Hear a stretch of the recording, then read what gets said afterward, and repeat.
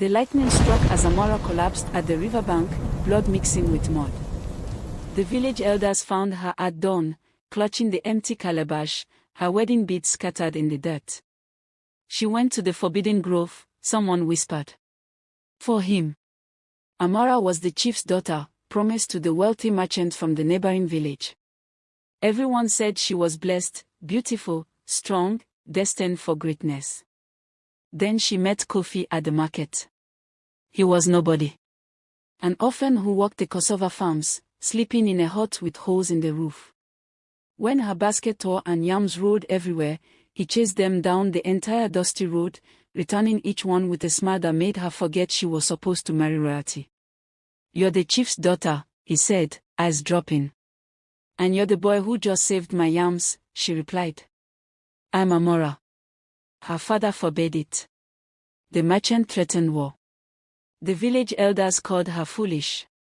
She married Kofi anyway under the baobab tree, with only the moon as witness. They lost everything. Her father disowned her. The merchant's family cursed their names. They lived in Kofi's broken hut, eating one meal a day, but Amara had never been happier. "Do you regret it?" Kofi asked one night as rain poured through the roof. She kissed him. "Never." It started with a cough. Then Kofi couldn't stand. His skin turned grey, eyes yellowed. The village healer shook her head. "Snake curse," she whispered. "Someone paid the dark priest. This sickness has teeth." Amara sold everything, her last wrapper, her mother's bracelet, even her hair. Every healer in 3 villages said the same thing: he'll be dead before the new moon. She carried him to the river each day, washing his fever-soaked body, forcing water between his cracked lips. He grew lighter in her arms, disappearing into himself. "Let me go," he whispered one night. "You suffered enough for me." "Quiet," she said, but her hands shook. He was dying. Everyone knew it. That's when the old woman appeared. "I know what haunts your husband," she said without greeting. Amara's hands froze over Kofi's burning forehead. "Who are you?" "Someone who remembers when love was worth dying for." The woman's smile showed 3 teeth. "The merchant's mother paid the dark priest." "Snake curse, yes. But there's a cure." Hope blazed in Amara's chest. "Anything. Tell me." "That's what they all say." The old woman pulled a dried calabash from her wrapper. "In the forbidden grove, past the lightning tree where the ancestors forbid us to walk, grows a flower. White petals, black center. Blooms only under the full moon. I'll go tonight." "Listen," the woman's voice cracked like thunder. "That grove is forbidden for reason. The spirits there are hungry. They take payment in ways that make death seem kind. Many have gone for that flower. None have returned." Kofi coughed blood onto the mat. Each breath rattled like stones in a god. "Tell me what to do," Amara whispered. "Go alone. Bring only this calabash. Speak to no spirit that calls your name. Pick one flower, the brightest. Return before the moon sets, or stay forever. And if I succeed, brew the petals in rainwater. Make him drink before dawn. The curse breaks." The woman's white eyes seemed to see through her. "But the grove takes something from everyone. Are you prepared to pay a price you don't yet know?" Amara looked at Kofi, her beautiful husband reduced to bones and fever. She remembered his laugh. How he chased her yams. How he held her during storms. "I'm ready," she said. The old woman nodded slowly. "Then may the ancestors have mercy. Though I doubt they will," she said as she vanished. Amara waited until Kofi fell into fitful sleep. She kissed his cracked lips. "Stay with me," she whispered. Thunder roared as she slipped between huts. The forbidden grove lay beyond the farmlands, past where even hunters feared to go. "Why did you abandon me for that boy?" Her dead mother's voice echoed through the twisted trees. Amara's hands shook. She'd been 12 when her mother died. 12 years of missing her, of wishing for one more conversation, one more embrace. And now here was her voice, so real and familiar. "Mama." The word escaped before she could stop it. Come to me, my daughter. I've been so alone. Tears streamed down Amara's face. Every fiber of her being screamed to run toward that voice. To find her mother and hold her again. But she looked down at the calabash in her hands. Remembered Kofi's grey skin. His rattling breath. The way he'd whispered, "Let me go," because he couldn't bear to watch her suffer anymore.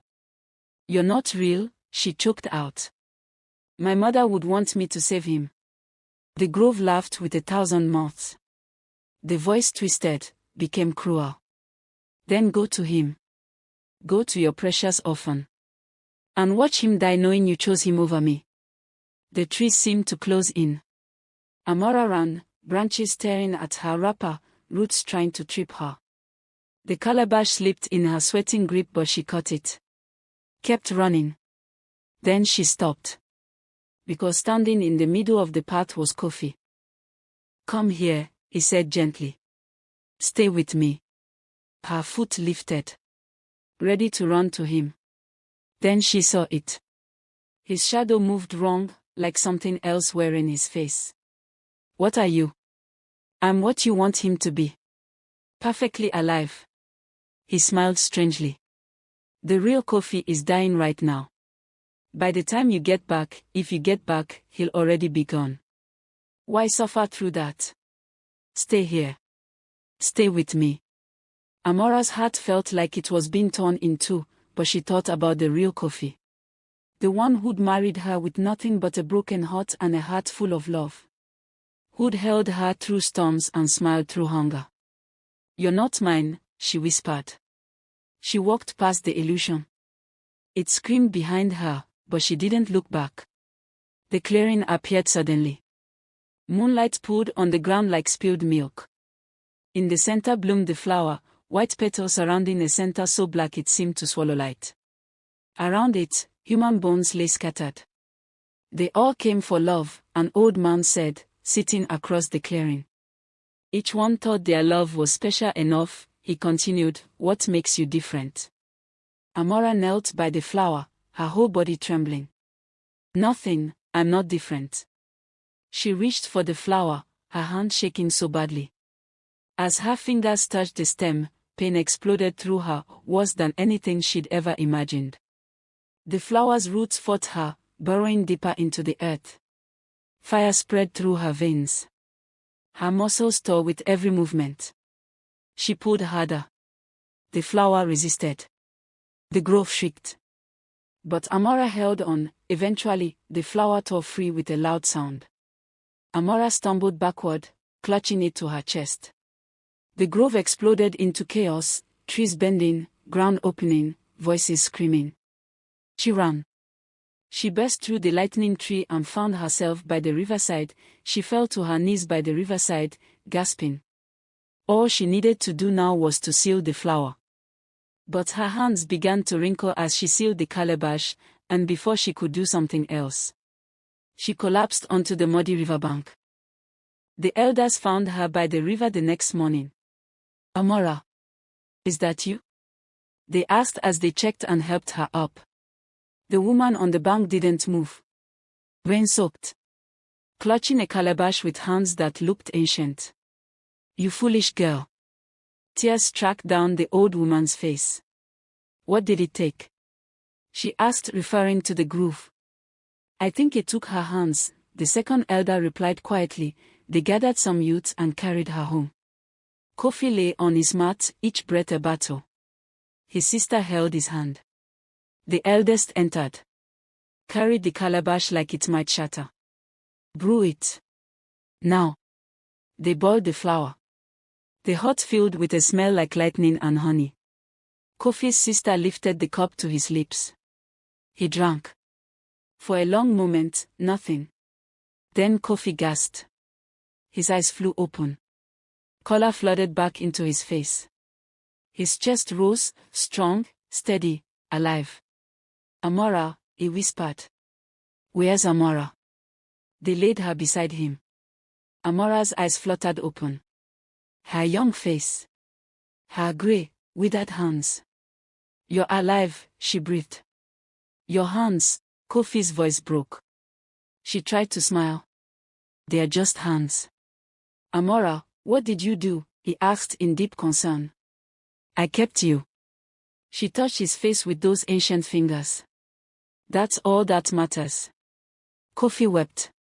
Kissed her ruined hands. Held them like treasures. I'll work, he said fiercely. I'll work twice as hard. 3 times. I'll give you everything. You already have. The years passed. Kofi walked the fields with hands meant for 2 people. Built them a new house. Filled it with everything Amara had ever wanted. Her father came, finally, with gold and cloth and shame in his eyes. I was wrong, I'm sorry my daughter, he said, standing before her house. Amara looked at him with tears of joy as she ran towards him and hugged him lovingly. They reconciled gradually, catching up the years they've missed together. The village prospered. Kofi became known for his harvest. Amara for her wisdom, the woman who'd walked into the grove and returned. She learned to weave with those gnarled fingers. To cook. To hold their children when they came, 3 of them. People stared, sometimes. Whispered. But Kofi would take those ancient hands in his and kiss each weathered knuckle. Most beautiful hands in the world, he would always say. And Amara would laugh while her old hands rested in his young ones. She'd given up something. But she'd kept everything that mattered. The grove had taken its price. But love had won anyway.